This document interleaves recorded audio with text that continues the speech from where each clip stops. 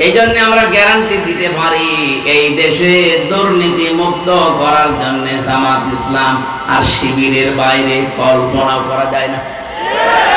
আপনি রাগ করলেন আর ভালো বললেন, আমার দেখার দরকার নেই, সত্য কথা তো এটা আমি বলছি, আপনি চ্যালেঞ্জ দেন। 200-র উপরে উপজেলা চেয়ারম্যান ছিল, সবগুলো দুর্নীতি মুক্ত। যত দল আছে আপনি বলেন, তারা তো এই 54 বছরের পালাক্রমে গেছে, একটা মানুষকে দেখান যে তার জীবনে দুর্নীতি নেই।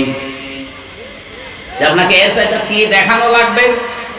এর চাইতে বেশি দেখাতে হলে আমার মানুষ দিয়ে হবে না, জিবরাইলকে নিয়ে আসা লাগবে। আমির জামাত ডাক্তার শফিকুর রহমান হাফিজাহুল্লাহ উনি ঘোষণা দিয়েছে, বাংলাদেশে 296 জন অলরেডি প্রার্থী উনি ঘোষণা দিয়ে ফেলেছে, আরো 4 জন বাকি আছে। যদি এই মানুষগুলো নির্বাচিত হতে পারে, 100 টাকা দিয়ে যদি তারা নির্বাচিত হয়, 5 বছর পরে ওই 100 টাকাই থাকবে, 1 টাকাও বাড়বে না। কি অবস্থা তৈরি হয়েছিল এদেশে! তো কত দল আছে, কই কেউ তো এভাবে এগিয়ে গেল না। 65 বছরের মুরব্বী ডাক্তার শফিকুর রহমান এই পর্যন্ত পানির ভেতরে নেমে খাবার পৌঁছিয়েছে। এটাকে আমি বানালাম? বলেন বলেন। বাস্তবতা আমি যেখানে দেখতে পাচ্ছি যে কোরআনের সাথে এদের জীবন চরিত্র মিলে যাচ্ছে, সেটা বাদ দিয়ে আমি যাব কোথায়? খাবারের ব্যবস্থা করা লাগবে। দুর্ভিক্ষের সময় অসহায় মানুষ যারা, তাদের কাছে কত মানুষের ব্যাংকে টাকা ছাতা পড়ে যায়। 50 কোটি টাকা ব্যাংকে পড়ে আছে, কেন ওখান থেকে 5 কোটি টাকা একটু দুর্ভিক্ষের সময় ছড়িয়ে দেওয়া যায় না? কি করবেন টাকা নিয়ে? এখন যদি চোখ বন্ধ হয়ে যায়, এই টাকায় আপনাকে জাহান্নামে নেওয়ার কারণ হবে। আর না আপনাকে বলে করবো, আপনি তো জাহান্নামে বিশ্বাস করেন না, আপনি তো জাহান্নাম আছে এইটাই বিশ্বাস করেন না, আপনাকে বলে করব কি? আমরা যারা অন্তত বিশ্বাস করি তাদেরকে বলছি, এ জীবন শেষ না, আর একটা কিন্তু বিশাল জীবন আসতেছে সামনে। 3 নম্বরে যারা ইয়াতিম, যারা নিজের নিকটের ভেতরে যারা ইয়াতিম, এদের খোঁজ খবর রাখে। বাংলাদেশে কোন দলের কর্মসূচিতে আপনি এইটা পাবেন বলেন? যদিও আমরা যারা জামাত ইসলামী করি এটা 100 ভাগ আমরাও মানতে পারছি না, কিন্তু আমরা চেষ্টা চালাই। আমরা মানতে পারি না কেন? আমাদের পরিবারস্থ এমন লোক আছে যাদের কারণে আমরা সব রক্তের সম্পর্কগুলো 100 ভাগ টিকিয়ে রাখতে পারি। 49টা শুধু নিবন্ধিত, শেষে আমাদের নিবন্ধন ফিরিয়ে দিয়ে 50টা হয়েছে। যতগুলো নিবন্ধিত দল আমি চ্যালেঞ্জ দিলাম, যদি ঘোষণা দিতে পারে যে আমার দল থেকেও যদি কেউ এমপি হয়, মন্ত্রী হয়, 5 বছরে তার 1টা টাকা বাড়বে না, আরো কমে যাবে, আমার মনে হয় কোন দল থেকে এমপি দাঁড়াবেই না। 918টা আয়াত আপনি মানেন না। আলালাহুল খালকু ওয়াল আমরু ইনিল হুকমু ইল্লা লিল্লাহ, এরকম 918 জায়গায় কোরআনে আমি পেয়েছি। যারা মানুষের তৈরি করা আইন কায়েম করার জন্য দল করেন, চেষ্টা করেন, আপনি জাহান্নামী, আর কারো ফতোয়া লাগবে না। এই যে কাদিয়ানীরা, এরা কি জান্নাতি না জাহান্নামী? বলেন বলেন। কেন? ওরা কোরআন শরীফ কি পড়ে না? ওরা কি নামাজ পড়ে না?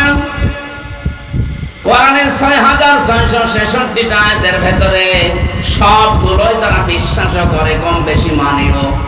শুধুমাত্র সূরা আহজাবের 40 নম্বর আয়াতের 4 ভাগের 1 ভাগ একটা শব্দ মানে না, বিশ্বাসও করে না, মানেও না। মা কানা মুহাম্মাদুন আবা আহাদিম মির রিজালিকুম ওয়ালাকির রাসূলুল্লাহি ওয়া খাতামান নাবিয়্যিন। ওরা বলে মা কানা মুহাম্মদ ঠিক আছে, আবা আহাদিম মির রিজালিকুম তাও ঠিক আছে, মানলাম, ওয়ালাকির রাসূলুল্লাহ এটাও ঠিক আছে, কিন্তু খাতামান নাবিয়্যিন উনি যে শেষ নবী এটা মানে না। ওরা বলে শেষ নবী আর একজন আছে, গোলাম আহমদ কাদিয়ানী, বলে নাউজুবিল্লাহ। বিবেক যদি থাকে, যদি কুকুরে প্রসাব আপনার বিবেকে না করে, ভাবেন ওরা কোরআন শরীফের মাত্র একটা আয়াতের 4 ভাগের 1 ভাগ ওরা মানে না, এজন্য ওরা কাফের। কাদিয়ানীদের সাথে ছেলে মেয়ে বিয়ে দেওয়া জায়েজ, বলেন বলেন। আর যেই লোকটা বলে যে এখানে জমিন আল্লাহর কিন্তু আইন আমরা বানিয়ে চালাবো, সে কোরআনের এক আয়াতের 4 ভাগের 1 ভাগ না, অলরেডি 918টা আয়াত সে মানে না, সে তো কাফেরের বাপ। বলেন, আমি আপনাকে বাঁচাতে চাই, আমার নিজের কোনো স্বার্থ এখানে নেই। কোরআনের চোখ হাদিসের চোখ লাগিয়ে দেখতে পাচ্ছি আপনি জাহান্নামে যাচ্ছেন, ফিরে আসেন। এরপরও যদি কারো মন মানসিকতার পরিবর্তন না হয়, আমির হামজা না, আমির হামজার বাবা না, আমার মনে হয় কাবার ইমাম যদি এখানে ওয়াজ করে আপনার কিছুই হবে না। নবীজির মুখে ওয়াজ শুনেছিল আবু জেহেল আর আবু বকর, দুইজনের নামের আগে আবু আছেন। এক আবু কোরআন শোনার পরে জান্নাতি হয়ে গেছে, আবু বকর সিদ্দিক। আর এক আবু কোরআন শোনার পরে ওর ঈমান বাড়ে নাই, ওর শয়তানি বেড়ে অলরেডি জাহান্নামী হয়ে গেছে। কথা বলেন না কেন? প্রথম আবু হয়ে গেলেন সিদ্দিক, উনি তো আবু বকরই ছিলেন।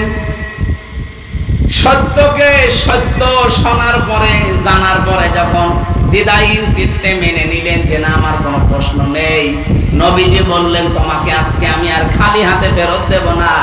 মেরাজের মতো এত বড় কঠিন কাহিনী যখন বিশ্বাস করে ফেলেছো, আজকে থেকে তোমার নামে একটা লকব লাগিয়ে দিলাম, তুমি শুধু আবু বকর না, আবু বকর সিদ্দিক। সিরাজগঞ্জবাসী, সত্যকে সত্য জানার পরে যারা সত্যিই মেনে নিতে পারে প্রশ্ন ছাড়া দ্বিধাহীন চিত্তে, তারা কিয়ামতের দিন আবু বকর সিদ্দিকের সাথে জান্নাতে থাকবে। আর যারা সত্যকে সত্য জানার পরও আবু জেহেলের মতো মানে না, ওই মানুষগুলো কিয়ামতের দিন জাহান্নামে থাকবে আবু জেহেলের সাথে। এদেশে কর্মসূচি সবার আছে কম বেশি, কিন্তু কোরআন কেন্দ্রিক এই 5টা কর্মসূচির জামাত ইসলামী বাংলাদেশে আছে। এরা চায় মানুষকে আমরা মানুষের তৈরি করা আইন থেকে, গোলামি থেকে মুক্ত করে আল্লাহর গোলাম বানাতে চাই। যদি এই কর্মসূচি জামাত ইসলামী বাংলাদেশে না থাকে, এই জামাত করারও দরকার নেই। এই কথা বলেন কেন? আমরা কোন ব্যক্তির গোলাম হতে চাই, কোন দলের গোলাম হতে চাই? আমরা গোলাম হব কার? যেই দলের ভেতরে কোরআনে কারীমের বর্ণিত এই গুণগুলো আমরা পাবো, মাস্ট বি আবু বকরের মতো সেখানে যাব। তাহলে আজকে থেকে সিদ্ধান্ত আপনার উপরে। 73টা দলের ভেতরে যারা আল্লাহর তৈরি করা আইন কায়েমের জন্য চেষ্টা চালায়, যারা মানুষকে দাস মুক্তি করতে চায়, মানুষের গোলাম থেকে আল্লাহর গোলাম বানাতে চায়, আপনি চোখ কান বুঝে তাদেরকে সাপোর্ট করবেন।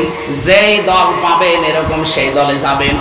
আমি আপনাকে জামাত ইসলামী, ইসলামী ছাত্র শিবির, ইসলামী ছাত্রী সংস্থা করতে বলছি না, কিন্তু কোরআনে বর্ণিত এই নিয়মটা যেখানে পাবেন সেখানে যাবেন।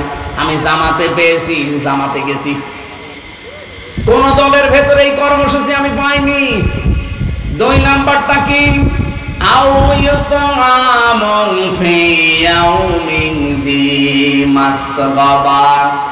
যারা দুর্ভিক্ষের সময় মানুষের খাবার পৌঁছিয়ে দেয়, এই কর্মসূচিটাও বাংলাদেশ জামাত ইসলামীর হাতে আছে।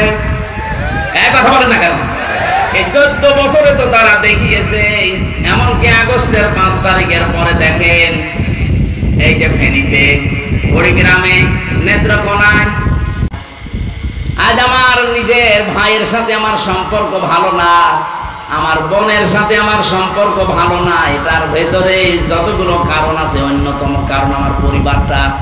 এদের থেকে আমি সাপোর্ট পাই না, এই জন্য আমার রক্তের সম্পর্ক দূরে চলে যায়। এরকম পরিবার দেশে নেই? বলেন বলেন।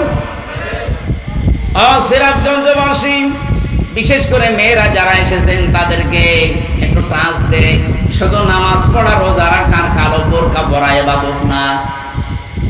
নবীজি বলেন, কোন স্ত্রী যদি চায় যে আমার স্বামী আরো বেশি দিন বেঁচে থাক, আমার স্বামীর হায়াত বেড়ে যাক, আমার স্বামীর সন্তান সম্পদ আরো বৃদ্ধি পাক, ওই মহিলা যেন স্বামীকে বলে, স্বামী আর চাই করো, রক্তের সম্পর্কগুলো ঠিক রাখো। কিন্তু আজ হাজারো পরিবার এই স্ত্রীর কারণে স্বামী বাধ্য হয় রক্তের সম্পর্ক ছিন্ন করতে। কথা বলেন, কথা বলেন। এই জন্য আমাদের যে রিপোর্ট বই আছে, দেখবেন এখানে একটা ধারায় লেখা আছে প্রত্যেক সপ্তাহে অন্তত একদিন পারিবারিক বৈঠক করা লাগবে। পারিবারিক বৈঠকে কি আমরা একে অন্যকে কি গোতা দেই? ওখানে কোরআন থেকে হাদিস থেকে পড়ে শোনানো হয়, তালিম করা হয়। অন্তত পরিবারের ভেতরে এই বিশ্বাস যেন জন্ম নেয় যে আমার স্বামী রক্তের সম্পর্কগুলো ঠিক রাখছে আমাদের বাঁচার জন্য। ইয়াতিমান কাম আকরাবা, এই কর্মসূচি আমাদের হাতে নেওয়া লাগবে।